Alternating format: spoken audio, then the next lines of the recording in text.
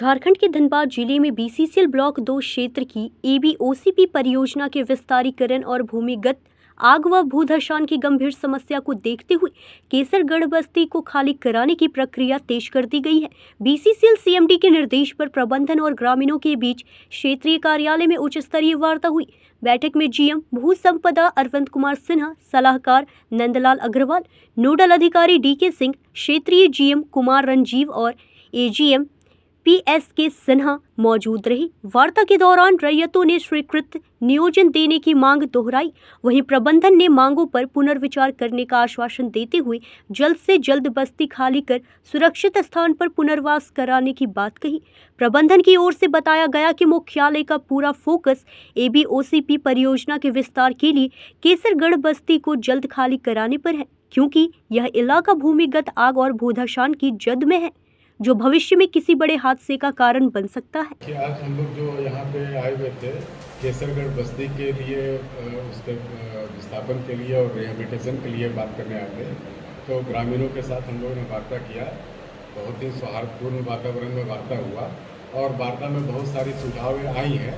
उन सुझावों पर हम लोग विचार करेंगे और ग्रामीण लोग को भी बोले हैं जो हम लोग अपना सुझाव दिए हैं कि आप लोग भी उस पर विचार करिए और विचार करके एक ऐसे हम लोग सहमति पे आए ताकि ये जो केसरगढ़ का मामला है इसको हम लोग जल्द से जल्द निवारण कर सकें, क्योंकि सुरक्षा की दृष्टि से भी ये जरूरी है और प्रोजेक्ट के विस्तार के लिए भी जरूरी है। तो बहुत ही अच्छे वातावरण में बात हुई है, बहुत सारे सुझाव आए हैं और इस पर हम लोग जल्दी अच्छा परिणाम का अपेक्षा करें। हाँ, बहुत ज़रूरी है, दोनों के लिए बहुत ज़रूरी है, क्योंकि ग्रामीण की सुरक्षा का भी मामला है।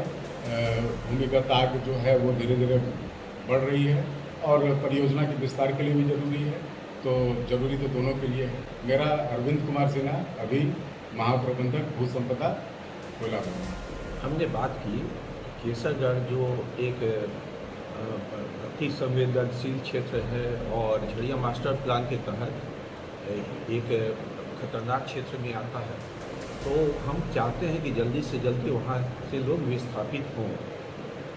ये भूमि 40 वर्ष पूर्व राज्य सरकार ने अधिग्रहित करके हमें दी थी, लेकिन पुनर्वास नहीं हो पाने की वजह से उसमें हमेशा कुछ न कुछ समस्याएं आती रही हैं, क्योंकि ग्रामीण एकमत नहीं हो पाए थे। तो अब हम लोग इस समस्या को दूर करना चाहते हैं और हमने उन्हें ऑफ़र किया है कि अगर वो झड़िया मास्टर प्लान में न जाके हमारे पैकेज में आना चाहें तो हम उनका स्वागत करते हैं और उनसे हमने सुझाव लिए हैं। उस सुझाव पे अपने डिपार्टमेंट को भी हमने डायरेक्शन दिया है कि जल्दी से जल्दी दोनों पक्ष मिल के एक ऐसा प्रस्ताव तैयार करें कि जल्दी से जल्दी लोगों को एक सुरक्षित जगह पे बसा। केवल यही दोनों ही ग्रामीणों के लिए ज़रूरी है और विस्तार के लिए भी ज़रूरी है, और इन ग्रामीणों के पीछे छिप के जो असामाजिक तत्व भी आ जाते हैं उन पे भी इससे रोक लगेगी और एक जो ग्रामीण इस सब में परेशान होते हैं उन परेशानी से भी बचेंगे। आज मीटिंग जो है बीसीसीएल आपका जो है ब्लॉक 2 एरिया के प्रबंधन के द्वारा हम लोग को बुलाया गया था, जिसमें केसरगढ़ के पुनर्वास और विस्थापन को लेकर विस्तृत चर्चा हुई, जिसमें सबसे पहले यह राय बनी कि हम लोग को सुरक्षित पुनर्वास हेतु साइट आवंटन किया जाए।